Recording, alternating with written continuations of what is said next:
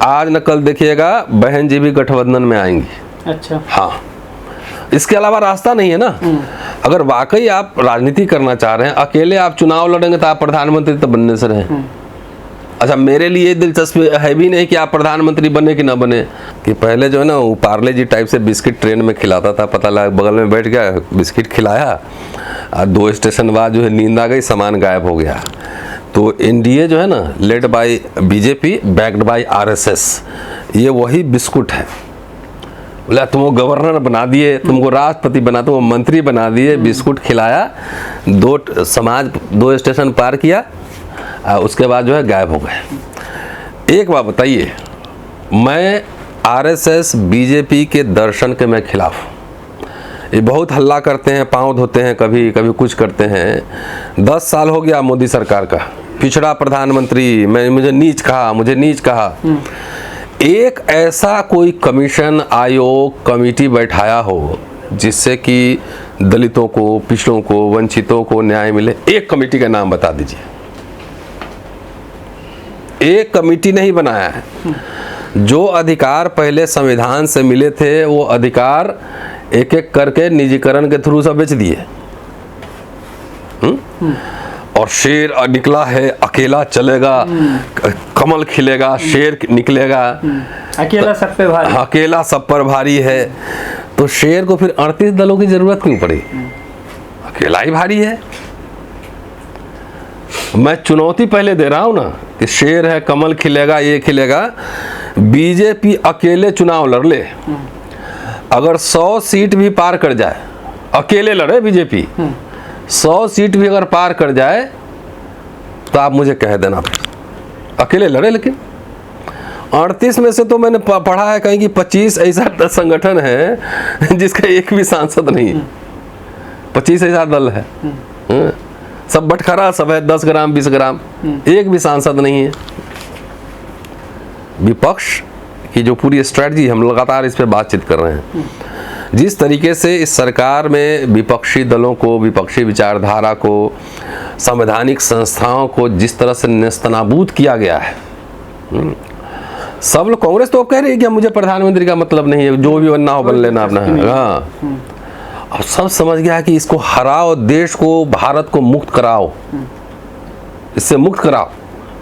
इसने पूरे, चंद्रभान जी के शब्दों में, इसने इंडियन रिपब्लिक पे कब्जा कर लिया है। ठीक है, तो इंडिया नाम भी जिसने भी दिया है, मेरे कुछ दोस्त लोग बनाने वाले में थे नाम, ये 5-6 लोगों ने मिलकर आइडिया डेवलप किया था। तो बहुत यूनिक आइडिया, बहुत शानदार आइडिया है। और बीजेपी से इस देश को मुक्त कराने का अब समय आ गया है। ये हम अपने लोगों को, अपने दोस्तों को, अपने बहुजन जमात को हम बताना चाहते हैं।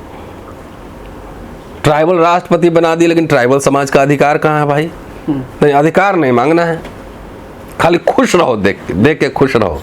भारत का दुनिया का सबसे अमीर आदमी भारत में रहता है, तो खुश हो जाओ खाली सुन, भले भूखे रहो। तो अगर भूखमरी से, कंगाली से, है ना, आपको मुक्ति पाना है तो पहले इस सरकार को हराओ, बीजेपी को। और जो माहौल बन रहा है, मैं आज भी कह रहा हूं और लगातार मैं कह रहा हूं उत्तर प्रदेश को लेकर, कि आज न कल देखिएगा बहन जी भी गठबंधन में आएंगी। अच्छा। हाँ, इसके अलावा रास्ता नहीं है ना। अगर वाकई आप राजनीति करना चाह रहे हैं, अकेले आप चुनाव लड़ेंगे तो आप प्रधानमंत्री तो बनने से रहे। अच्छा, मेरे लिए दिलचस्पी है भी नहीं कि आप प्रधानमंत्री बने कि ना बने। मेरे लिए दिलचस्पी ये है कि भाई जो बेचा गया सार्वजनिक संस्थाएं, उसका राष्ट्रीयकरण करोगे कि नहीं करोगे? दलितों को नौकरियां मिलेंगी कि नहीं मिलेंगी? 1000 बच्चों को फेलोशिप दे रहे हो कि नहीं विदेश पढ़ने के लिए? विश्वविद्यालय में हमारे लिए अच्छा माहौल है कि नहीं पढ़ने पढ़ाने के लिए? अभी तो IIT देख ना, बच्चे सुसाइड कर रहे हैं लगातार। कोई क्रिमिनल, किसी को सजा सुना है आपने, किसी को सजा मिला हो? इसको क्रिमिनल एक्ट बनाओ कि एट्रोसिटीज होगा तो उसको तुरंत वाइस चांसलर डायरेक्ट जेल भेजो। हमारे लिए ये इंपॉर्टेंट मसला है। एजेंडा, दलित मैनिफेस्टो, ये महत्वपूर्ण है। एक आदमी राष्ट्रपति बन लिया तो क्या हो लिया उससे? मंदिर के बाहर बैठा दिया सीढ़ी पे। तो दलित एजेंडा होना बहुत ज़रूरी है। नौकरियां, शिक्षा का सवाल, स्वास्थ्य का सवाल, सुरक्षा का सवाल। कितना वायलेंस बढ़ा है आपने देखा है? कितना वायलेंस। इसलिए दलित जितनी पार्टियां हैं जो चुनाव लड़ने जा रहे हैं, लोग कहते हैं कि कांग्रेस की भी जहाँ जहाँ सरकार वहाँ पर भी दलितों बहुजनों के साथ एट्रोसिटीज की घटनाएं कम नहीं होती हैं, चाहे वो राजस्थान की बात हो या छत्तीसगढ़ की बात। सरकार ने संस्कार का मसला है ना, तो बार बार थोड़ी कि कांग्रेस के रिज में एकदम घी बह रहा था पूरा, सब लोग जाकर डुबकी ऐसे ऐसे घी लगा रहे थे। हजारों साल का जो सामंती संस्कार है वो तो सरकार बदलने के साथ संस्कार थोड़ी बदल जाता है।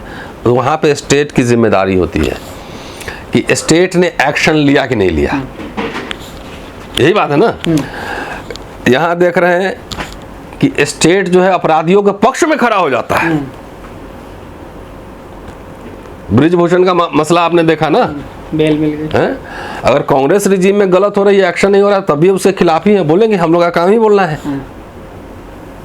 लेकिन ये भी आपको देखना पड़ेगा ना कि दलितों को अभी जो हम लोग पैंट शर्ट पहने घूम रहे हैं, बाबा साहब के संघर्षों से, जवाहरलाल नेहरू के, इंदिरा गांधी के सोशलिस्ट आइडिया से, है ना। ये आप कह देंगे कि सबको एक रात में बदल जाए, सिस्टम नहीं बदलता है।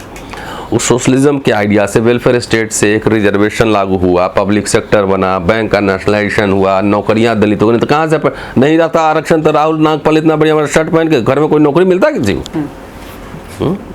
तो उसी रिजीम में ये भी हो रहा था। जब हो रहा था, आपका मिडिल क्लास बढ़ रहा था, तो एट्रोसिटीज में मिडिल क्लास को आके सवाल उठाने चाहिए थे ना। अगर मेरे ऊपर वायलेंस हो रहा है, और आप खाली घर में बैठे हुए हैं, खाली इस सरकार में ये हो रहा है, ये हो रहा है, ये सवाल ये नहीं बनता है। सड़क पे आना चाहिए था ना, इतना मिडिल क्लास तैयार, उसको लिखना चाहिए था, क्वेश्चन करना चाहिए था। आप बोलेंगे नहीं कि सिर्फ सब लोग हुक्मरान बनेंगे, कैसे? तो कहीं भी एट्रोसिटीज वायलेंस हो, हम लोग तो लगातार उसे बोलते हैं, लिखते हैं। लेकिन अब कांग्रेस बीजेपी एक ही है, ये बड़ा हमारे लोगों को सुनने में अच्छा लगता है। कैसे एक है पहले बताओ मुझे, कोई मुझसे बहस करे इसमें। कांग्रेस बीजेपी एक ही है तो फिर संविधान क्यों लागू हुआ? बाबा साहब संविधान समिति में क्यों गए? सीधे मनुस्मृति लागू कर दे तो लेके आरएसएस वाला बैठा हुआ था।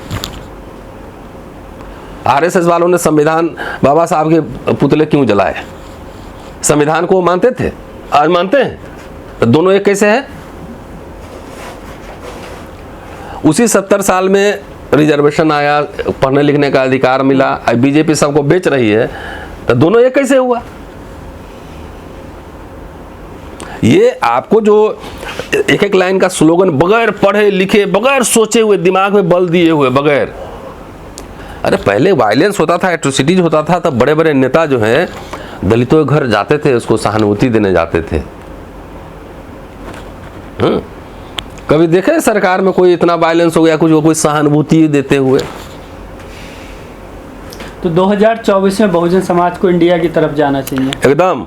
बीजेपी को हराओ किसी कीमत पर, और इंडिया में रहो, एजेंडा के साथ रहो। हम लोग हैं यहाँ भाषण देने के लिए कि भाई स्कॉलरशिप दो, 500 बच्चे हमारे बढ़ाओ, और फेलोशिप दो, विदेश भेजो, नौकरी इसको अडानी अंबानी को पकड़ो, कहाँ गया ये? तो ये तो एजेंडा के साथ बहस होगी। 10 साल तो देख लिए ना, मजा आया कि नहीं 10 साल में? हैं? अब तो मीडिया, जो सोशल मीडिया से आया था इस सरकार में, अब कह रहा है कि सोशल मीडिया को भी बंदिश लगाओ, हैं? तो ये हाल है भैया। बीजेपी के लोग इंडिया शब्द से भी ऐतराज करने लगे हैं आप। हाँ, वो तो सबसे ऐतराज हो। असम के मुख्यमंत्री ने अपने नाम के आगे ट्विटर पर इंडिया शब्द की जगह भारत जोड़ लिया। हाँ, वो क्या करें, नकलची लोग हैं ना, अपना तो कुछ ओरिजिनल है नहीं। क्या है ओरिजिनल? कुछ ओरिजिनल है? तो मेक इन इंडिया क्यों चलाए थे? हैं? शेर दहाड़ेगा, मेक इन इंडिया, तो क्यों चलाए थे मेक इन इंडिया फिर? तो ये है कि बहुजन समाज हराए लोगों को जाके। मोदी जी कह रहे हैं भ्रष्टाचारियों का ये ग्रुप बन गया है। हाँ हाँ, सही है। भ्रष्टाचारी तो कोर्ट सजा दे लेगी ना, है? जो आपके साथ चला जाता है तो वॉशिंग पाउडर निर्वाह है नहीं। अजीत पवार भ्रष्टाचारी था, आपके साथ चला गया, डिप्टी सीएम हो गया, उधर मंत्री बन गया, है ना, तो वो आपके वॉशिंग मशीन में जाके डुबकी लगा लेता है। सारा भ्रष्टाचारियों भगोड़ों का अड्डा है बीजेपी, एनडीए नहीं है, नॉन डिजर्विंग अलायंस है। सारा उल्टा पुल्टा जितना कारगुजारी वाला सबका अड्डा है।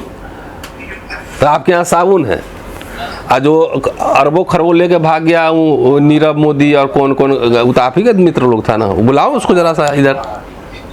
वो क्या है? सर ईवीएम भी एक बड़ा मुद्दा रहता है चुनाव में, कई जगहों से गड़बड़ी की जिस तरह से खबरें आती हैं तो ईवीएम पर संदेह होता है। अब चुनाव करीब है तो क्या ईवीएम के बगैर या ईवीएम से अगर ईवीएम मुद्दा रहा है, हम लोग लगातार इस पर सवाल उठाते रहे, लेकिन जब तक पॉलिटिकल पार्टीज पार्लियामेंट में जाके वहाँ पे इसे बहस नहीं करे और उसको निरस्त नहीं करे तब तक ईवीएम कैसे हटेगा। पार्लियामेंट में इसे बहस हो और सारे पार्टी मिलके बोले कि ईवीएम हटाओ, हम कागज से चुनाव कराएंगे बैलेट पेपर से, समझिए। कास्ट सेंसस, जाति जनगणना और ईवीएम, क्या ये इंडिया जो तो बीजेपी वालों से पूछिए ना, इस पे जवाब दे। ये अपने मैनिफेस्टो में लाया ना, अब आपने देखा नहीं रायपुर अधिवेशन में कांग्रेस ने क्या डाला था, उसमें जाति जनगणना कराएंगे। कर्नाटक चुनाव में डाला ना, अब कह दिया तो करेगा, उसका खाली ऐसे नहीं करेगा। हम लोग को प्रेशर बनाए रखना है, विमर्श जिंदा रखना है। कहता ना बच्चा रोता नहीं तो माँ दूध भी नहीं पिलाती है।